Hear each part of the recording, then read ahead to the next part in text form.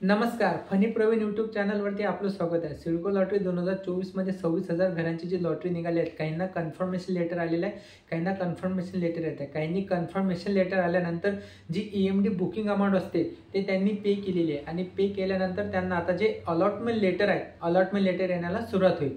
आता खूप लोकांच्या कमेंट आलेल्या आहे की सर आम्हाला कन्फर्मेशन लेटर आलं नाही, आम्हाला केव्हा येणार? काहींना कन्फर्मेशन लेटर आले, काहींनी बुकिंग अमाउंट पे केली, आता अलॉटमेंट लेटर कधी येणार आहे?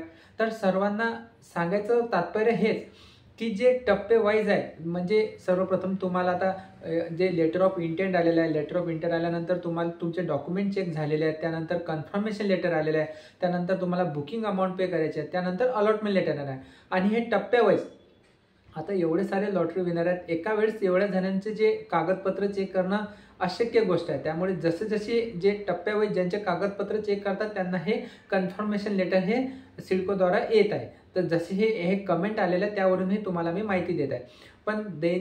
पण आज तुम्हाला जी बातमी सांगायची आहे, जे दैनिक लोकमतला आजच्या न्यूजला जी बातमी आलेली आहे की सिडकोचं दुसरं घर घेणे होईल शक्य।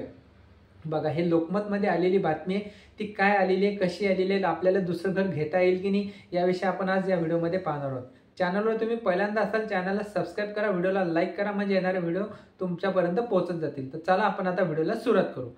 बघा, सिडकोच्या लॉटरीमध्ये आपल्याला एकाच व्यक्तीला घर घेता येते, एका व्यक्तीला सिडकोचं दुसरं घर घेता येत नाही।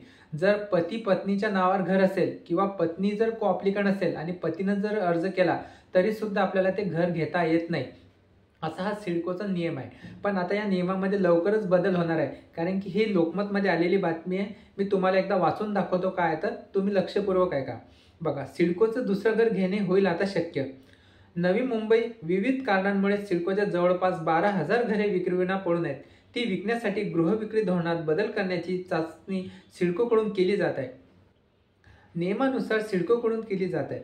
सध्या पती किंवा पत्नीच्या नावे नवी मुंबईत घर असेल तर दुसरे घर घेता येत नाही। मात्र या नियमात आता बदल करण्याच्या हालचाली सुरू असल्याची सिडकोच्या जे विभाग आहेत तेथे हे चालू आहे, अशी माहिती सूत्रांनी दिलेली आहे। सिडको 2017 ते 22 या कालावधीत जवळपास 25,000 घरे बांधली आहेत, त्यातील 6,000 घरे विक्रीविना पडून आहेत, तर अलीकडेच काढलेल्या 26,000 घरांच्या योजनेतील तब्बल 7,000 घरे शिल्लक आहेत।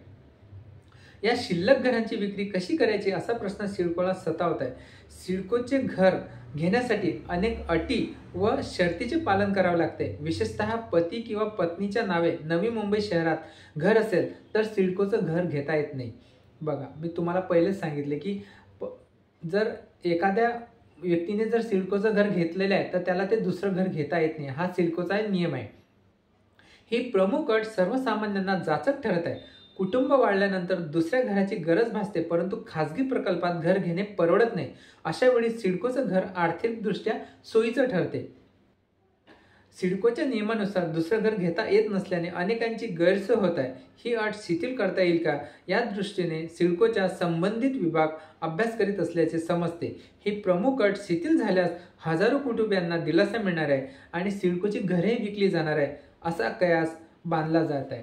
बघा, म्हणजे जर आता हा सिडकोच्या हा नियम जर अंमलात आला तर आता ज्या व्यक्तीने घर घेतलेलं आहे त्यांना पण सुद्धा दुसरं घर घेता येईल, म्हणजे त्यांना जी अट होती ती अट कॅन्सल होईल आणि ते दुसरं घर घेऊ शकतील, अशी ही न्यूजमध्ये आलेली बातमी आहे।